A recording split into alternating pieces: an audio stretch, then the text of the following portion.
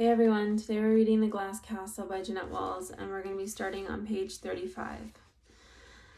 After we pulled up stakes in San Francisco, we headed for the Mojave Desert. Near the Eagle Mountains, Mom made Dad stop the car. She'd seen a tree on the side of the road that caught her fancy. It wasn't just any tree, it was an ancient Joshua tree. It stood in a crease of land where the desert ended and the mountains began, forming a wind tunnel. From the time the Joshua tree was a tiny sapling, it had been so beaten down by the whipping wind that rather than try to grow skyward, it had grown in the direction the wind pushed it. It existed now in a permanent state of wind-blownness, leaning over so far that it seemed ready to topple, although in fact its roots held firmly in place. I thought the Joshua tree was ugly. It looked scraggly and freakish, permanently stuck in its twisted, tortured position. And it made me think of somehow adults tell you not to make weird faces because your features could freeze. Mom, however, thought it was one of the most beautiful trees she had ever seen. She told us that she had to paint it. While she was setting out her easel, Dad drove up the road to see what was ahead. He found a scattering of parched little houses, trailers settled into the sand, and shacks with rusty tin roofs. It was called Midland. One of the little houses had a for rent sign. What the hell? Dad said. This place is as good as any other. The house we rented had been built in a mining company. It was white with 2 rooms and a sway-backed roof. There were no trees and the desert sand right up to the back door. At night you could hear coyotes howling. When we first got to Midland, those coyotes kept me awake, and as I lay in bed to hear other sounds, Gila monsters running in the underbrush, moths knocking against the screens, and the creosote crackling in the wind. One night when the lights were out, I could see a sliver of moon through the window. I heard a slithering noise on the floor. I think there's something under our bed, I said to Laurie. It's merely a figment of your overly active imagination, Laurie said. She talked like a grown-up when she was annoyed. I tried to be brave, but I heard something. In the moonlight, I thought I saw it move. Something's there, I whispered. Go to sleep, Laurie said. Holding my pillow over my head for protection, I ran to the living room where Dad was reading. What's up, mountain goat? He asked. He called me that because I never fell down when we were climbing mountains. Sure-footed as a mountain goat, he'd always say. Nothing probably, I said. I just think maybe I saw something in the bedroom. Dad raised his eyebrows, but it was probably just a figment of my overly active imagination. Did you get a good look at it? He asked. Not really. You must have seen it. Was it a big old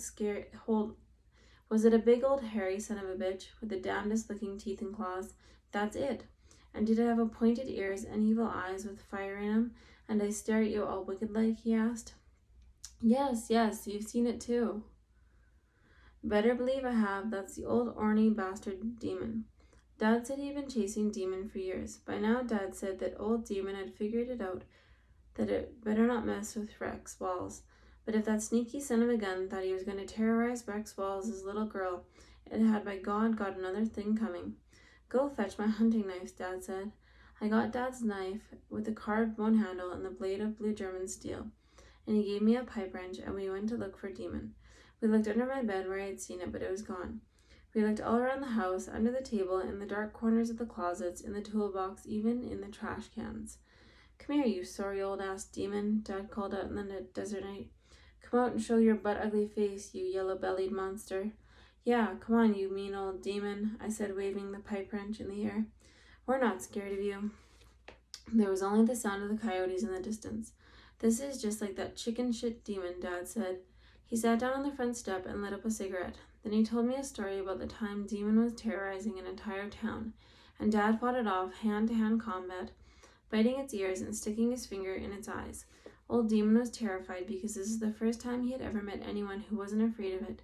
Damned old Demon didn't know what to think, Dad said, shaking his head with a chuckle. That was the one thing to remember about all monsters, Dad said. They love to frighten people, but the minute you stare them down, they all turn tail and run. All you have to do, Mountain Goat, is show old Demon that you're not afraid.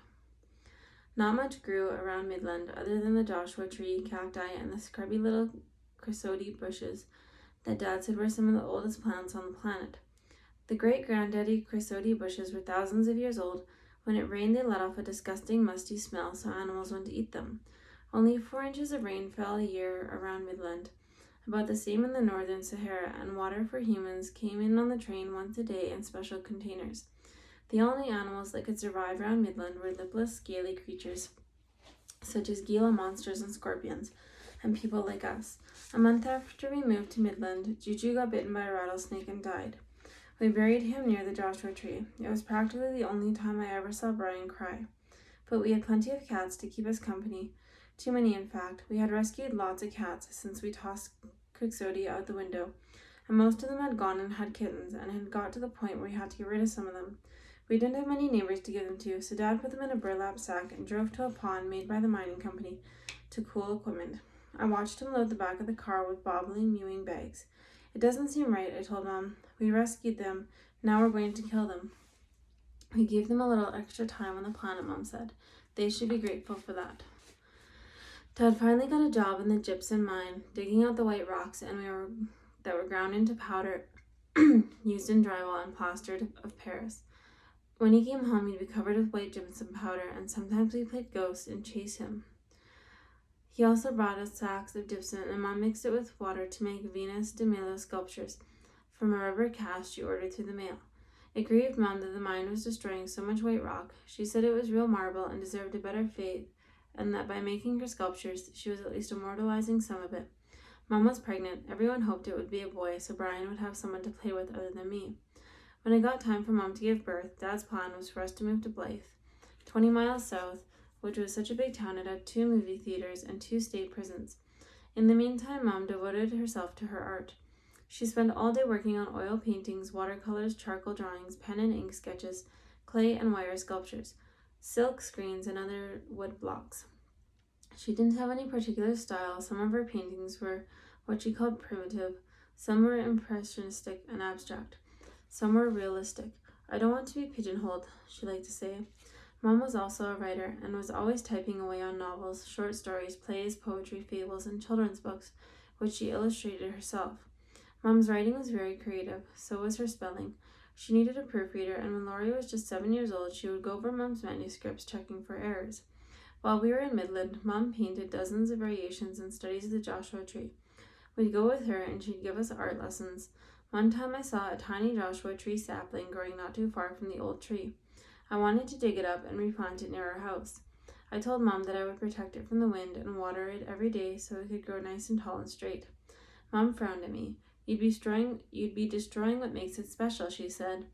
It's the Joshua tree struggle that gives it its beauty. I never believed in Santa Claus.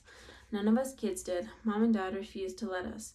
They couldn't afford expensive presents, and they didn't want us to think that we weren't as good as other kids, who on Christmas morning found all sorts of fancy toys under the tree that were supposedly left by Santa Claus. So they told us about how other kids were deceived by their parents, how the toys the grown-ups claimed were made by little elves wearing bell caps in their workshop at the North Pole. Actually had labels on them saying "Made in Japan." Try not to look down on these other children, Mom said. It's not their fault that they've been brainwashed into believing silly myths. We celebrated Christmas, but usually about a week after December 25th, when you could find perfectly good bows and wrapping paper that people had thrown away and Christmas trees discarded on the roadside that still had most of their needles and even some of the silver tinsel hanging on them. Mom and Dad would give us a big bag of marbles or a doll or a slingshot that had been marked way down on an after-Christmas sale. Dad lost his job at the gypsum mine after getting into an argument with the foreman, and when Christmas came that year, we had no money at all. On Christmas Eve, Dad took us each of our kids into the desert night. One by one, I had a blanket wrapped around me, and when it was my turn, I offered to share it with Dad, but he said no thanks. The cold never bothered him. I was 5 that year and sat next to Dad, and we looked at the sky. Dad loved talking about the stars. He explained to us how they rotated through the night sky as the earth turned. He taught us how to identify the constellations and how to navigate by the North Star. Those shining stars he liked to point to were out of the special treats for people who liked to live out in the wilderness. Rich city folks, he'd say, lived in fancy apartments, but their air was so polluted they couldn't even see the stars. We'd have to be out of our minds to want to trade places with any of them. Pick out your favorite star, Dad said that night. He told me I could have it for keeps. He said it was my Christmas present. You can't give me a star, I said. No one owns the stars. That's right, Dad said. No one owns them. You just have to claim it before anyone else does. Like that Dago fellow, Columbus claimed America for Queen Isabella. Claiming a star as your own has every bit as much logic to it. I thought about it and realized Dad was right. He was always figuring out things like that. I could have my own star I wanted, Dad said, except Betelgeuse and Rachel because Laurie and Brian had already claimed them. I looked up to the stars and tried to figure out which one was the best one. You could see hundreds, maybe thousands, or even millions, twinkling in the clear desert sky. The longer you looked, the more your eyes adjusted to the dark, and the more stars you'd see, layer after layer of them gradually becoming visible. There was one particular in the west of the mountains, but low in the sky, that shone more brightly than all the rest. I want that one, I said. Dad grinned. That's Venus, he said. Venus was only a planet, he went on, and pretty dinky compared to the rest of the real stars. She looked bigger and brighter because she was so much closer than the stars. Poor old Venus didn't even make her own light, Dad said. She shone only from reflected light. He explained to me that planets glowed because reflected light was constant, and the stars twinkled because their light pulsed. I like it anyway, I said.